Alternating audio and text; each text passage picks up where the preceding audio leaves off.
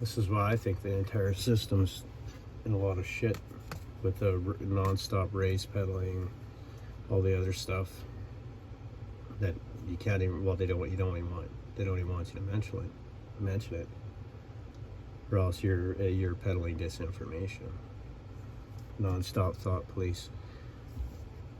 But yeah, anyways, check this shit out, man. It's from that Rebel News. I'm not a fan of them, but after viewing my behavior, responding to this systemic or structural, at least, discrimination that I've faced since I've been in school social work.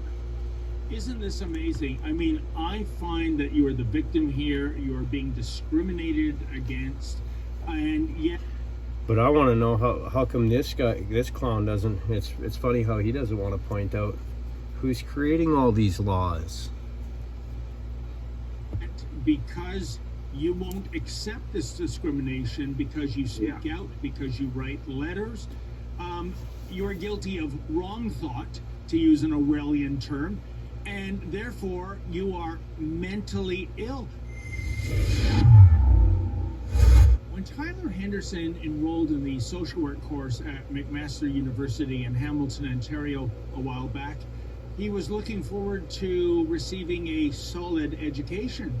But from the get-go, things took a disturbing turn, given that Associate Professor Jenny Vengris allegedly told Tyler in a private meeting that she wasn't comfortable hearing Tyler speak in class. Now, why would she say that? Well, incredibly, it's because of Tyler's race and sex. What? And joining me now from Hamilton is Tyler Henderson. Tyler, thank you so much for making time for me today. How you doing? Not too bad. Thanks for having me. You got it. So tell me, Tyler, your professor had an issue with you because you are a white male. Why would that be? So at the start of the semester, they did the preamble regarding safe space. And after the class, I stayed back behind to talk to the professor about it, and that's when she said that she didn't want white men to participate in her class. She went on to describe to me as to why it was because of it being a safe space for other people, and how if someone like me shares, that it would no longer be a safe space. Tyler, I'm really confused. So a safe space means no white people? A safe space. So because you are white and male, suddenly the space in her classroom, it's like, I don't know, there's a downed power wire that they face electrocution. I mean, what does this gibberish mean that because of your race and your sex, that this is an unsafe space? I mean, I'm not 100% sure. It was disclosed to me that because some of the other attendees, some of my peers, being minorities, had bad experiences with people that looked like me. So as a result, people who look like me, who share, could make them feel uncomfortable and make them feel less inclined to also participate equally. You know, I look just at that find white it staggering supremacist. because this is really an example of what the left campaigned against in yesterdecade. I'm talking about if you look at South Africa, you know, the apartheid system that was there until it fell in the early 90s. South Africa was treated as a pariah the world over. It was excluded from the Olympic Games. There was boycott and divestment movements, and rightfully so. It was a racist society. And now we've gone so far the other way that it is considered acceptable to exclude somebody based on race and, in your case, gender as well. How do you make sense of this, Tyler? Yeah, so I've been spending the last year and a half trying to figure out how to make sense out of it and how to move forward with my education.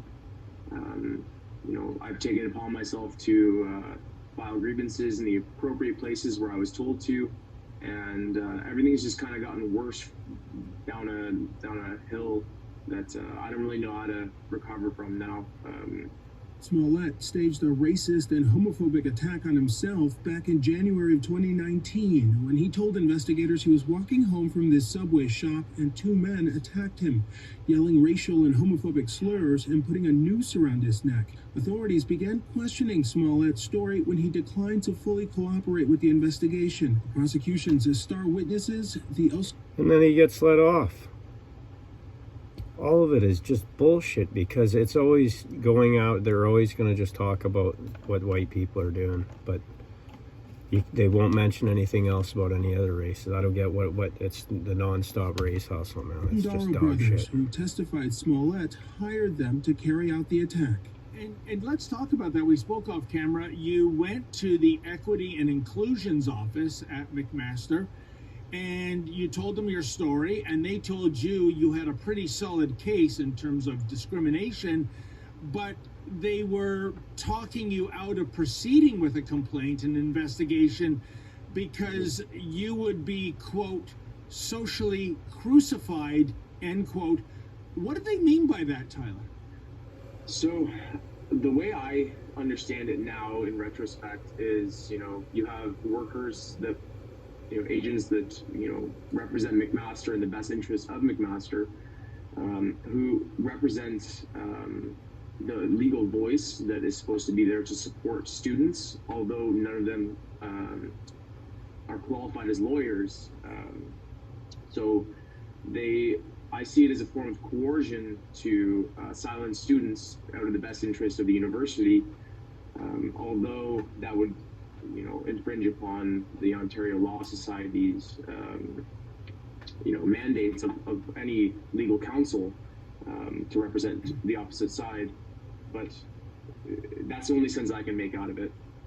It's astonishing because if they're about equity and inclusion, I don't see that being the case here, because basically the subtext here, Tyler, I think, is that you don't fit the profile of a typical victim, if you will.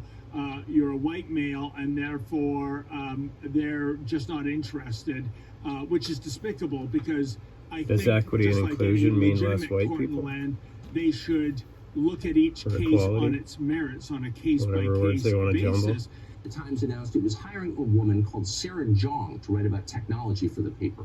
Within hours, readers discovered Jong's Twitter feed, which she had not bothered to delete, apparently because she was not embarrassed by it. Judging by what she wrote on Twitter, Sarah Jong is an angry bigot, and not in a subtle way. Here are some examples of her tweets. Quote, "Oh man, it's kind of sick how much joy I get out of being cruel to old white men." Another, quote, "Dumbass effing white people marking up the internet with their opinions like dogs peeing on fire hydrants." Another, quote, "Hashtag cancel white people." At one point, Jong tweeted a crude graph claiming that as whiteness increased, so did awful. You also wanted to go out to the local media. That would be the newspaper, the Hamilton Spectator.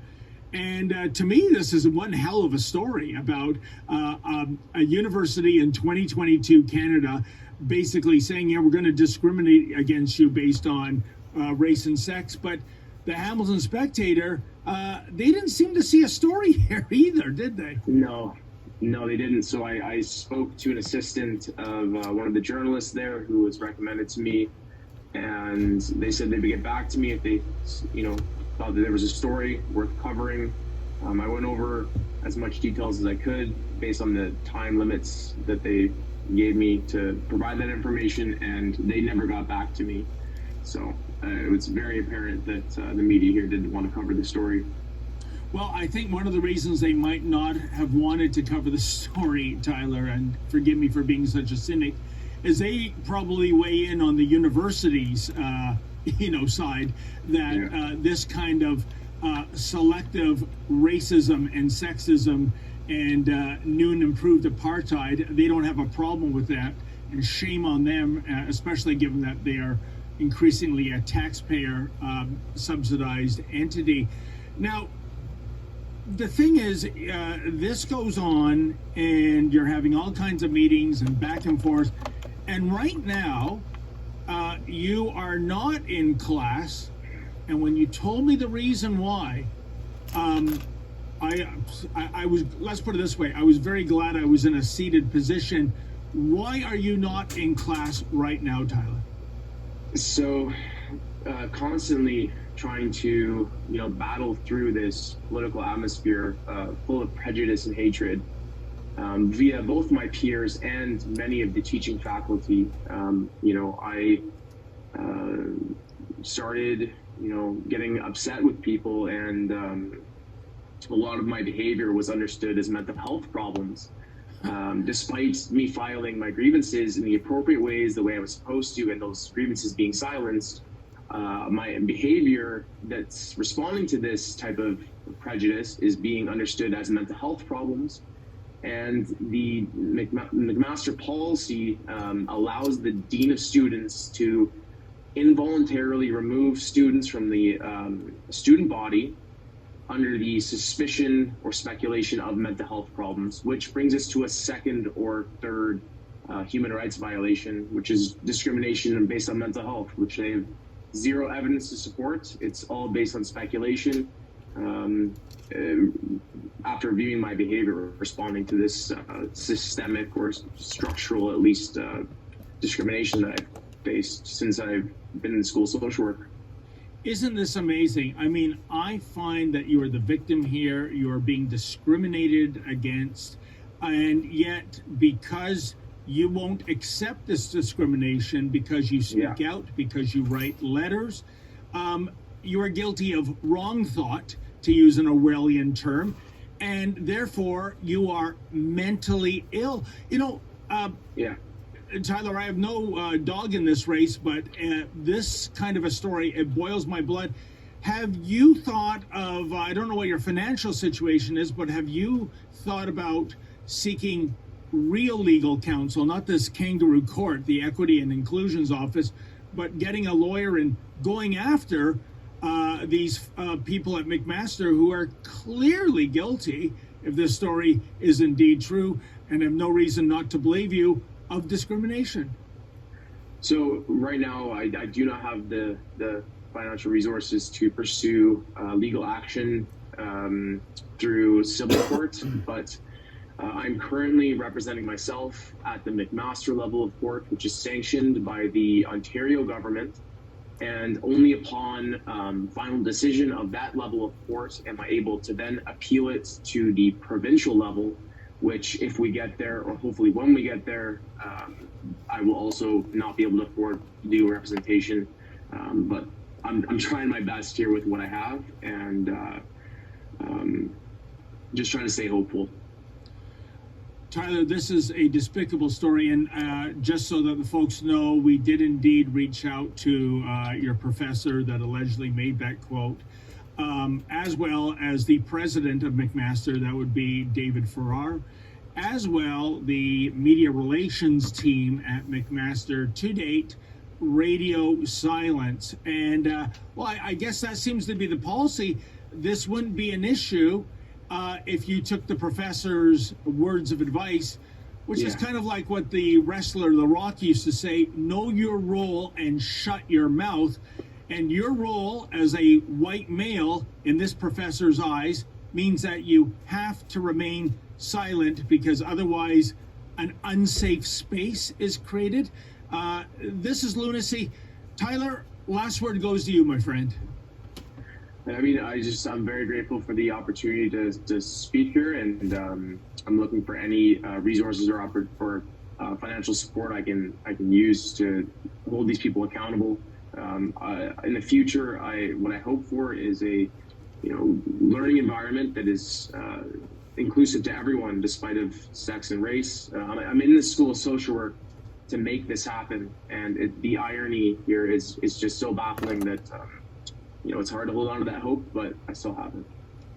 Well, good for you, Tyler. And, I go through McMaster's website, and the way they use inclusion and diversity over and over and over again, which is all fine and jolly, except it seems that if you're not the right type of person, then they embrace exclusion, and they're not interested in certain types of diversity. It's hypocritical. I think it's downright criminal, if you ask me.